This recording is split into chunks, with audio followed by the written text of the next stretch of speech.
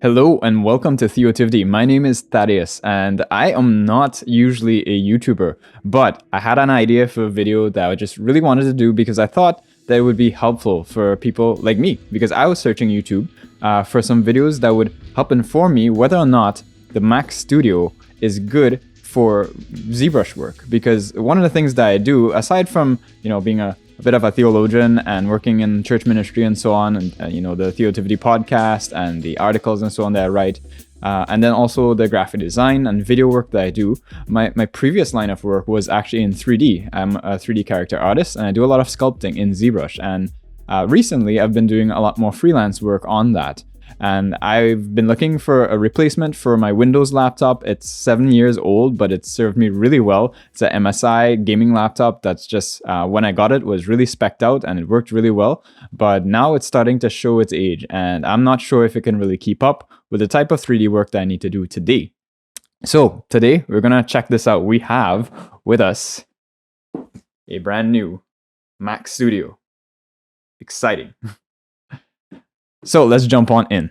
How does the Mac Studio compare when working in ZBrush? I was looking for info on this. I found a few threads and in forums where people were saying, yeah, I've had pretty good performance and so on, but I really didn't get a whole lot of real world benchmarking. And then there was one or two videos that one person put up using ZBrush on a M1. I think it was a MacBook Pro with the M1 Max chip in there. Now, right now, I actually don't know if I'm going to keep this Mac Studio because I need to see first that it can do the work that I bought it to do, right? So if it can't, it's going back in the box and back to the Mac store. But we're going to find out today. I'm going to be going through a couple of different projects, real-world projects that I have done in ZBrush, and see how they perform on this Mac Studio. And I'll just give you my raw feedback on what I think of this machine and whether or not it could be a good buying decision for other fellow creatives who do 3D work and sculpting. I know there's plenty of videos that do benchmarking for like video editing and graphic design, and even in Blender, right? I've seen a lot of good videos doing benchmarking in Blender, but I've not seen many that do a whole lot of stuff in ZBrush in terms of just real world artists who are using it, right? And I'm just some average Joe, right? I was looking for that kind of a video, just some average Joe, ZBrusher artist that's using this that could show me this in a couple of projects and see how it performs. Because as you know, if you work freelance, time is money. You're on the clock. You're billing per hour, and usually you have a cap of whatever the project budget is that you have to stay within. So the more time that you spend working on a project, that's a less per hour that you're making. Whoops, just knocked my mic. Hopefully that didn't sound too loud in your ears. So let's jump on into ZBrush and I'll load up one of my projects. Now, I'll just note that I am running OBS in the background, but that's the only other app that's open right now on this Mac, right? Just OBS, Studio, and ZBrush. So let me load up a project here. Load tool. Let's load an old sculpt that I've done. It's called Rampage. And back when I did it a few years ago, it was a pretty heavy sculpt. We'll see how it performs now. Oh, wow. Okay. As you can see, this is very snappy. I'm rotating around this model, no problem. 41 million polygons and pretty good performance so far, right? You can see lots of details on there. Let's see what sculpting's like on this model. So this particular subtool is about 5.4 million polys. Let's see. Oh, buttery. Nice. Let's switch to a clay buildup and see, because clay buildup tends to take a little bit more processing power from a machine. Let's see how it performs. Very nice. Oh yeah, look at those sculpting skills, right? So yeah, good performance. I mean, but this is only a 5 million subtool, so let's subdivide it one more time. Okay, so we're at 21 million polygons, and still no slowdown, it seems. Still able to rotate in the viewport pretty well. And let's see what sculpting looks like. Oh, wow, okay. So clay buildup is doing pretty good. Smooth works pretty nicely. Let's maybe put a alpha on the standard brush, right? Sorry, I don't have my hotkeys set up on this machine as yet. Brand new, out of the box. Where's my standard brush? There we go. And we'll put an alpha on. Let's just use one of the default alphas, and I'll just drag it on. Let's see what it looks like. Oh, yeah, okay. up the intensity. Oh, wow. Okay. Yeah, 21 million polygons. You can definitely sculpt this. I mean, look at this. These alphas are going on. No problem. No lag. No. Oh, wow. Looks like he has a tumor on his chest now. But yeah, pretty good. I'd like to load up another sculpt because, I mean, this one, it's pretty, a hefty sculpt, but it's only about 57 million polygons right now. Okay, and I've loaded up my second model here. This is my dragon model I've been working on for a bit. Right now, this particular subtool is about 8 million polygons. So let's see what our performance looks like. I'm going to just drag on some alphas. Okay, yep, perfect. No surprise there, 8 million polygons, not that hard, right? Let's subdivide this again. Oh, didn't even think too hard. It didn't even break a sweat. Now we're at 35.6 million polygons. Let's see what performance is like. Oh, wow. Okay. Definitely better than my Windows machine. That's for sure. Very nice. Very nice. Let's switch to our clay build-up brush and see what that performance is like. Oh, a little stutter, but once you start going, you can see there's no slowdown here, right? I could definitely sculpt on this, like no problem. This is definitely doable, right? So yeah, not too bad. So I'm actually going to load up a different model to do this test on and see how far I can push this in terms of maximum polygons per mesh. However, so far, I'm really impressed by the performance of this Mac Studio on Zbrush. And you know what? Listen. It's quiet. Like the fans, I can't hear them. Now, I will say this. I thought that the fans would have been like totally off at idle. A lot of the review videos that I've seen, everybody's like going off about just how quiet these Mac Studios are. But as I, booted it up for the first time and just let it run idle for a bit, you can very faintly hear the fan spinning.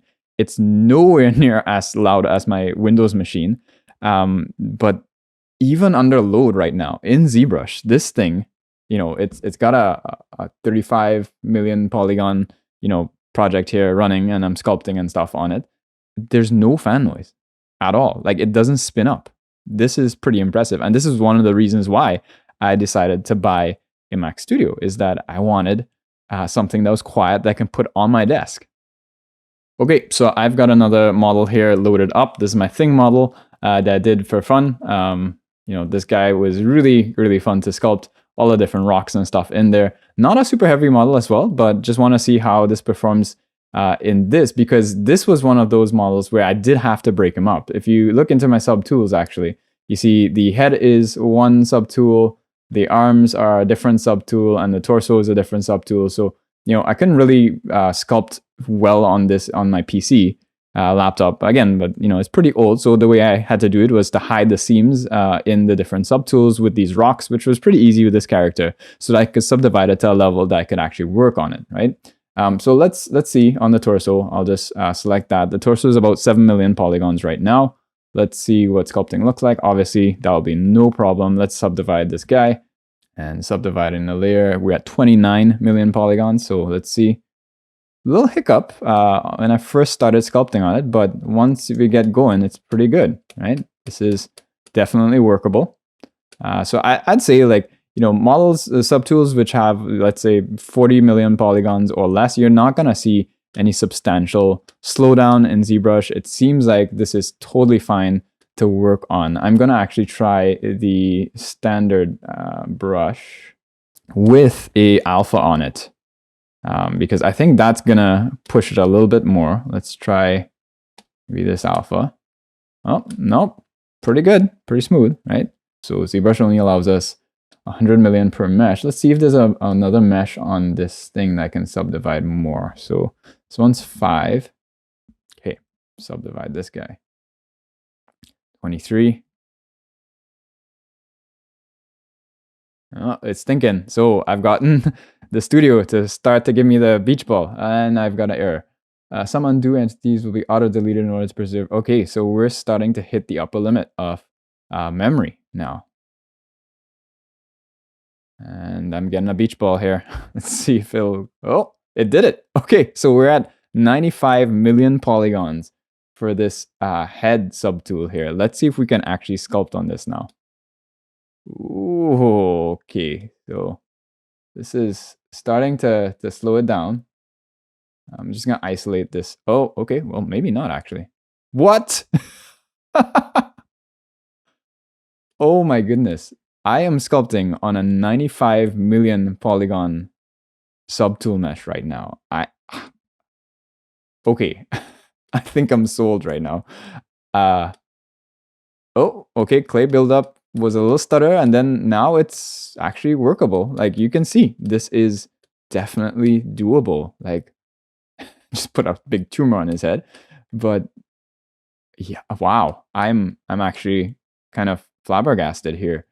I would not be able to do this on my PC. Now, probably if you had, you know, a crazy gaming PC build or a custom build where you had a Threadripper or something like that, and a 3080 or a 3060 or, you know, some sort of 3000 level series graphics card. I mean, in terms of just, let's be honest, right? In terms of raw power for the dollar, you're still gonna get the most bang for your buck out of a PC, right? There's no way that these Mac Studios right now anyways, and that's perhaps because of optimization of the programs, there's no way that they can compete with like a RTX 3080 Ti or something, right? That's just the top of the line. I know Apple showed their graph and curves and whatnot, but every spec that I've seen, every benchmark and person doing real world tasks with these machines, you can see there's a big difference between the Mac Studio and getting RTX 3080 in like a Threadripper sort of PC. It's just a next level. Maybe it's optimization stuff, maybe it's software, maybe, you know, as software is written for M1 architecture and more optimized, you'll see more performance, but I don't think we'll ever get the kind of performance that you see out of our 3080, especially for programs like Blender, Maya, 3D Studio Max, etc., where they're very dependent on that architecture of the hardware itself. Now, that being said, this is definitely doable, right? Like you could sculpt in Zbrush on a Mac Studio, no problem. Like if I'm able to sculpt this seamlessly on a 95 million poly subtool, right? And that's not only the only subtool in this this project, right? And there's hardly any slowdown that I can tell. This is running way faster than it would on my PC, which, I mean, I should expect that. My PC is 7 years old, right? But this is definitely doable. So if you're considering a Mac Studio for ZBrush work particularly, it can do it. Now, the reason why I'm looking at it is because it can do it and be quiet, which is huge because right now I can hear the fans on my PC laptop. They're just sitting next to me idle. I can't hear anything from the Mac Studio, which is right in front of me right now as I'm recording. And I'm hoping to start doing some more live stream stuff on YouTube, maybe some art videos, some sculpting tutorials, and so on. And I need a machine that's not gonna sound like a jet plane next to me taking off while I'm recording and live streaming that. And the Mac Studio clearly can do that. Okay, so one last thing I want to do with this thing model, I'm just going to try to break this right now. So right now we're sitting at about 118 million polygons. You know, I've got that head that is sitting at 95 million polygons. Let's try to subdivide this guy even more. So I'm going to subdivide the arms. Let's see how much this can max out. So arms, let's go one more time. 19 million polygons for one arm. Okay, right arm is at 78 million polygons as well. We're a total of 265 million polygons. Still doing okay. Let's up the torso. So, okay, so torso is at 7, subdivide it once. Okay, oh, it's now giving me the memory issue. So it's gonna say that's gonna take away the undo history, right? It's probably gonna start writing to the solid state drive now. Subdivide it one more time. Okay, can't. Let's try pants. And pants are at 20 million. And one more. Let's see if it'll do it. Beach balling it. Okay, it did it. So I am at 8. Ooh, okay. All right, I might have found its limit. Oh, think about it. Okay, so I'm at 362 million polygons on this model. Look at this. 362 million polygons. Rotating around. Now, whenever I stop rotating, you see it's taken some time to show the full model, right? But it did it. 362 million polygons. I can't imagine why I would ever need that. Now, the question is, can I still sculpt? Let's see. I'm gonna switch to my clay buildup. Let's see. Oh, okay. Now it's really oh, okay. It, wow. Never stop being surprised there. Okay, so maybe it was because of the symmetry, but it's working. Like right now, I'm sculpting on a 80 million poly subtool, which is part of a 362 million tool with multiple subtools on it. That's pretty amazing. I've got one more set of tests that I want to do with this.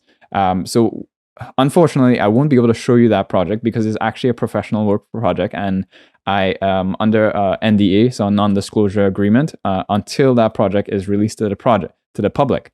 But it's a heavy project that I had to work on. It's for 3D print, so I had to decimate models, and I had to just be working with a lot of just raw polygons. So I want to see how this Max Studio does and compare the time it takes to create a decimated model, so to analyze all the meshes and to decimate it. So I want to compare decimating that model because it took forever for my PC laptop to process that decimation. And then also I wanted to time how long it takes to export the STL files for 3D print and OBJs and stuff, because that also took a long time. And that was a big part of my slowdown, as well as like transposing the mesh and just working with the raw polys, like especially if you have a subtool without any levels of subdivision. How does it run with that, right? Actually, we can test that out right now on this thing model. So let me pop back into Zbrush and we'll do it right now. So this head subtool of the thing, right, this here, it is 95 million polygons right now, but there are subdivisions on it. So let's delete the subdivisions and see how that runs. Because as you know, Zbrush uses the subdivisions. It goes to like a lower subdivision in order to, ooh, okay, we're getting a little bit of slowdown, in order to rotate around the model fluidly, right? So you can see when I rotate, the model is at a lower resolution, and then once I stop rotating, it pops back to the highest resolution that I'm on and sculpting, right? And that's great for optimization, and it's great for most of the times where you're working in ZBrush.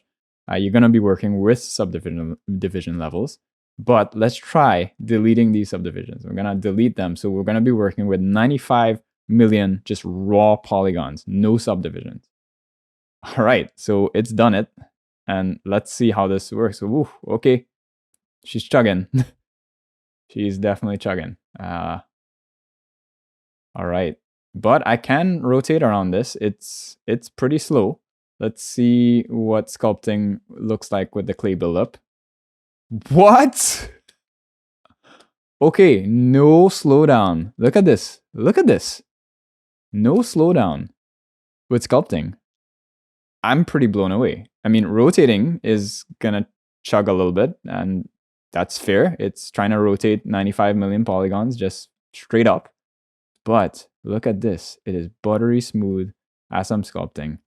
Let's move to the standard brush and see how that works. Yep, even with an alpha on it, it's sculpting it totally smoothly, right? Obviously, like not great sculpting, but I'm just showing you guys performance. You can definitely work on this. So let me pop into my other project that I have, which I can't show. I'm gonna just run those tests. I'll set a timer and see when they finish. And then I'll come back on screen here and give you just some of the raw results from that. I'm going to run a decimation on this model. So the model is about 130 million polygons. A lot of it's very complex geometry without subdivisions, really, because of how I had to build this model for print.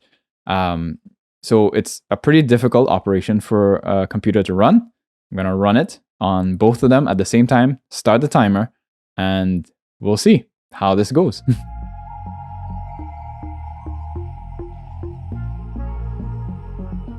Okay, so both machines are done. The pre-processing for the decimation.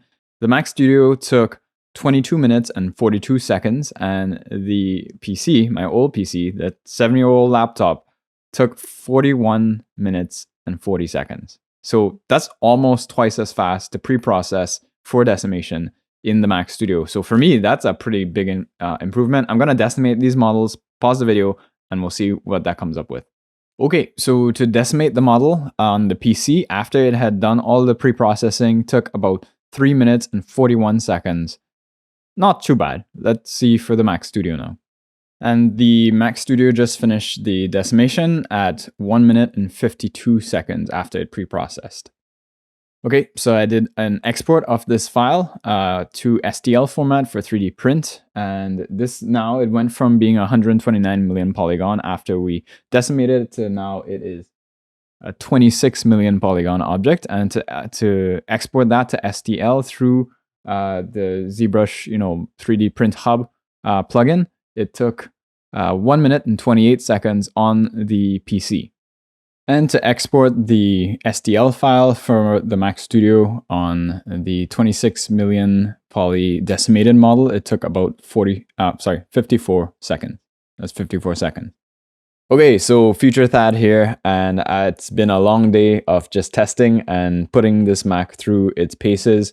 Doing a little bit more sculpting in Zbrush and just seeing how it performs. Honestly, no complaints. Zbrush sculpting is very smooth on this Mac Studio. And this is the M1 Max unbinned chip. I didn't upgrade the RAM. It's just 32 gigs of RAM. I did upgrade the hard drive to a 1 terabyte hard drive, and pretty satisfied with it, to be honest. You can definitely sculpt on this Mac. So if you are considering a Mac Studio for Zbrush sculpting, I think you can do it. It's definitely doable if you're sculpting collectibles, some of the freelance that I do, and you're just primarily working in Zbrush. Because Zbrush is primarily very CPU dependent, and these Macs have really great CPU performance, it's pretty good. And the unified memory that's on it is very efficient. 32 gigs seems to be pretty good for me. It, I think, does write to the hard drive sometimes, but if you're really concerned about that, you can spend the extra money and upgrade to 64 gigs, and that would probably serve you really well. So, final thoughts. Who is this Mac Studio for? Well, I think if you're doing graphic design and video work, obviously, all the videos out there seem to say this is amazing for it. If you are a 3D artist like I am, and you're doing primarily Zbrush sculpting work, I think this is fine. You'll get along really well. It's not gonna sound like a jet on your desk. It looks really sleek, and it's gonna do the job, right? Now, I think if I was still in game design more formally, or working at a studio, and I was continuing to do AAA games, where I need just a raw performance beast, then there's no way around it. You're not gonna beat a Threadripper Pro with a 3080 Ti on it, right? Like, this Mac is not that. Now, can there be some optimizations in the programming and stuff that's made for Apple Silicon? Because right now ZBrush, I was running 2022, I think version 05, and that's still running through Rosetta. So even getting that sort of performance through Rosetta is amazing. Now imagine if Pixelogic or I guess Maxon were to upgrade it so that it runs natively on Apple Silicon. I think the performance would go even better, right? And I think that's coming down the line, at least for ZBrush. They seem to have a plan for that. How soon it'll roll out, I don't know. In terms of other programs, so if you're working primarily in 3D Studio Max, in Maya, and you're doing heavy GPU intensive sort of stuff, right now, the PC still has the market on that, right? So you know yourself, if you're working on AAA games that are gonna require a lot of GPU power, then just go for a PC, right? You just need raw power. For me, that's not where I'm at, and I think this sort of fits what I need. And there's also a lot of other factors that I'm considering in this decision. I like the form factor. I like the quiet, especially for streaming and for recording audio and stuff. It's great. I like the connectivity with my iPad Pro. That works like magic, okay? Just the fact that I can drag my mouse from my Mac to my iPad and it just works amazing. You know, Sidecar works amazing. Being able to draw something, concept sketch on my iPad Pro, and then throw it over to my Mac through AirDrop is just amazing. I'm really putting more of a premium on those sorts of conveniences. Also, just efficiency on the Mac is ridiculous. But I mean, realistically, you know, depending on what you're paying for electricity, yeah, you know, if you have a crazy 3080 sort of PC build, you're going to be drawing like 600 watts of power or whatever. This Mac hardly ever gets above 100 watts of power, but really costly electricity might not make that big of a difference, depending on, you know, what your budget is and how much you pay for your electric bill. So I guess the big question is, am I gonna keep it?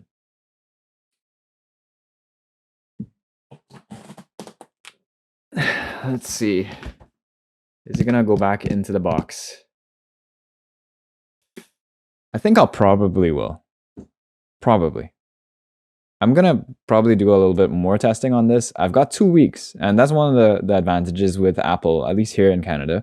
I don't know, in other countries it might be different, but you've got 2 weeks for a full return of your money. So I'm gonna keep testing it. I think right now I'm very heavily leaning towards yes, and I'm very happy with the performance so far. So you can make that decision. I hope you found some value out of this video. And if you have, please leave a comment down below. Maybe you have some suggestions or some comments for me. I'd love to hear back some feedback because, like I said, I'm not really a YouTuber, but looking forward to maybe doing some more videos. Tell me what you'd like to see. Hopefully you can do some tutorials and so on. And, you know, like all those YouTubers do, you know, smash all the buttons, hit the likes, hit the shares, hit the comments, and whatever else people do these days. Until next time, Soli Deoblore.